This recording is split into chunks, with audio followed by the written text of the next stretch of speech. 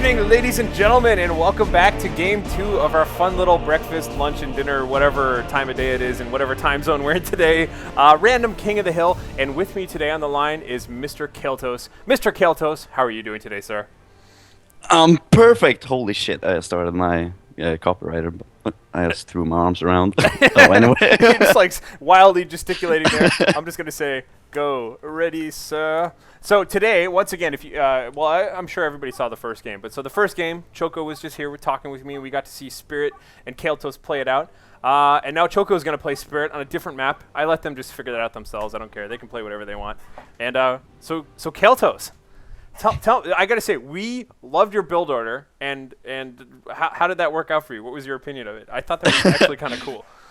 Well, for starters, I was inspired by a Korean player known as Delvex. I mentioned him before, and he did something like not build anything in the beginning, just go for a fast setup team. Yeah. And then you get something else. My initial plan was actually get double Havocs and then a Noise Marine, but I never really came through with it because I really screwed up in the beginning. But, you know, I need to skip going for a double power cap in the beginning because I had to backtrack a lot, and that was really unnecessary. Yeah, so that's one power. We were talking about how, like, for StarCraft players at least, you know, Day 9 was talking a little while ago that, like, you know, when you try a revolutionary, like, new tactics that challenge the metagame, you just got to do it a lot and, like, figure out all the little ins and outs. And probably the hardest thing that was challenging was that, like, you did it against someone who was really good also, as opposed to like just playing it against like random people on the ladder or something. So, but I commend you for your efforts, sir. Thank you. We were very surprised. Like we were actually like well into talking to each other, and then realized that you hadn't built anything yet, and we were just like, wait, is he still online? What's going on here? I was actually gonna say it's all part of the great plan. That's cool. Okay. Yeah, we were gonna ask, and then we were like, no, it's cool. We will trust Keltos. We know what's up. So back to the game at hand here. We will say that Spirit is going to be playing as the Farseer for the Eldar on the right-hand side. I was even watching his load. Last time I checked, he was playing as Tyranid, but I guess he was Farseer at the end there. And Choco, out of nowhere, is playing as Tech Marine again. Perhaps inspired by Spirit a little bit. I have no idea why he's playing as Tech Marine. Tech Marine is really a strong commander. I think he's arguably, I think he's better than the Apo. Oh, yeah, I said he's it. definitely good. I'm just surprised to see Choco playing anything other than a Warp Spider Exarch. Yeah, he's pretty decent with Space Marines, but it's not his main race, so maybe he's gonna do something out of the ordinary here. Maybe not. Yeah, it's looking pretty neat. So we just kind of have a normal build. We got Howling Banshees out there, of course. Howling Banshees jumping on top of Mr. Tech Marine here in the middle. He's going to have to back away. But yeah, so how do you normally go about approaching this map? Like the two things I noticed about the map is everybody always wants to hook across and like fight over the stuff on the top, but then there's always this one requisition point and this one power point down at the bottom. Do you have like an order of preference to how you go about like prioritizing what you do and don't attack on this map, or it's kind of got a weird feel to it? Yeah, I like this map because there's a lot of varieties. You can actually play it. Banshee is getting knocked back by the shotgun. Nice shotgun there. Yeah, nothing's really else is gonna come out of that.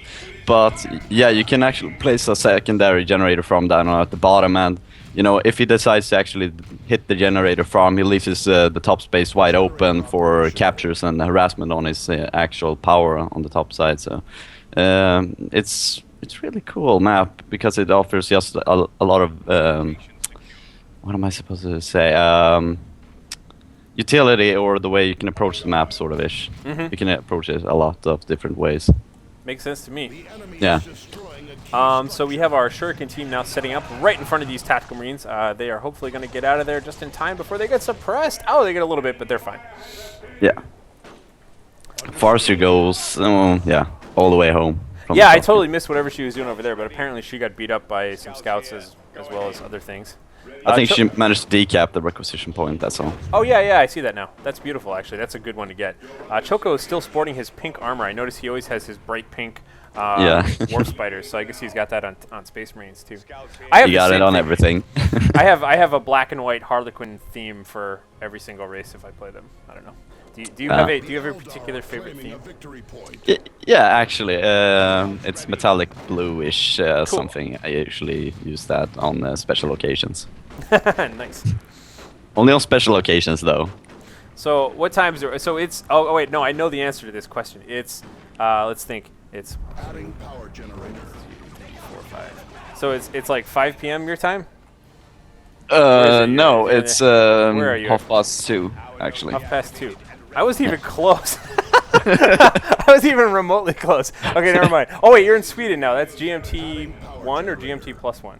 I have no idea. Oh, okay, never mind then. That's fine. I have no idea. I don't keep track of time. I'm just having my coffee right now, watching some good games. So anyhow, we have some nice fighting. So like I was kind of saying at the beginning here, it looks like both players, or at least Spirit for the time being here, is opting to press the northern half of the map with the majority of his army here. And kind of like you pointed out, that means Choco gets basically a free power farm. And did he lose a scout squad? He must have lost the scout squad. No, we were talking no, about. no, He hasn't built one. He hasn't built one. He's done this on different occasions. It's just his preference play style, you know, map control. Even though he's not having map control dominance necessarily, he does have a VP dominance, of course. But he's just going. Oh, okay, I was wrong. He's going for Devastator, obviously, because he wants to defend his power here at the. Gotcha. Okay. Yeah. But he'll be going tier 2 once that finishes. Did he ever get his leftmost requisition point, or was that decapped at some point? No, he's just never gotten it. I have no idea why. It's really a safe. Maybe because he wants to keep up the aggression, and you can just get that requisition when you desire.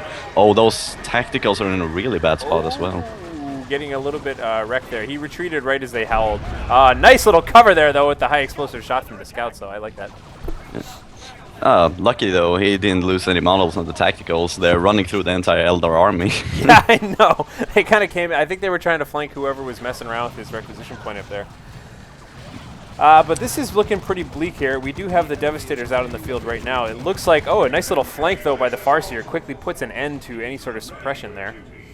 Oh, this is really bad news. The Banshees are decapping that power node. They might actually notice if they manage to get the capture as well. And, you know, Shoki doesn't have anything to threaten that Shuriken as well, so if he just camps that Shuriken at the power node, he'll be in a world of hurt. Yeah, that's really bad, because he was actually planning on using all of that power there. I'm feeling bad for Choco. He is going to tier 2 now, though. He definitely never give up, never surrender. Yeah, never give up, yeah. We do have the Devastators right now. Ooh, look at that. The use of the webway gate, cloaking right away, and the Howling Banshees running in. This is really bad. Oh, those Devastators. No. Oh, they might actually get out of there. No, they're not. Maybe, yeah. They're safe. Oh, that was awesome. The point-blank cloaked Howling Banshees, right as the Devastators were setting up on them, they just disappeared, and suddenly out of nowhere, suppression and Banshees come flying. That was a tight move right there. The forward webway gate. That was beautiful. That was beautiful. We see some handiwork here. It looks like the Tech Marine with the Artificer's armor is just dropping some mines, capping his own power. He's definitely behind, but he's being annoying. Yeah. And if you shake on the power income, oh wait, it's actually he managed to decap that power node at his side, Shoki's side, that is. Yeah. Because he had a plus 70, and that's really, really a lot. I think he's lost track of his tech. Yeah, okay, there we go. His Tech Marine was just kind of standing around there for a sec, but Tech Marine's retreating away. We've got the Scouts just going to probably cap all this stuff on the top here. But as you pointed out, he does have a bit of a lead. This is actually, like you said, this is very typical Choco-style play. He tries to have as much victory points in the bank as possible early game, so that when he finally busts out a bunch of surprise tech, he can afford to be behind a little bit by mid game. Yeah. Looks like if you notice also, the Spirit has like 333 plus income, and he has 4 squads and all from tier 1. He has actually 3 requisition points, and Shoka only has 1, and he hasn't captured his initial requisition on the left-hand side. Yeah, I'm really surprised by that. Astoundingly surprised by that. That's a huge requisition differential, not having that early game like that. Looks like our Cloak and Howling Banshees running around. We now have a central webway gate again. And here we go, though, with the bright pink Razorback moving out here, or at least slightly pink. Silver and pink, we'll say. Yeah. And that's going to be pretty good here. So we don't really have any counters. Obviously, the Howling Banshees could be annoying there, but they're quite beat up. He's just going to keep kiting around those Howling Banshees. So for the time being, nothing out there. What do you expect from Spirit in terms of a reaction to the Razorback being out in the field so early?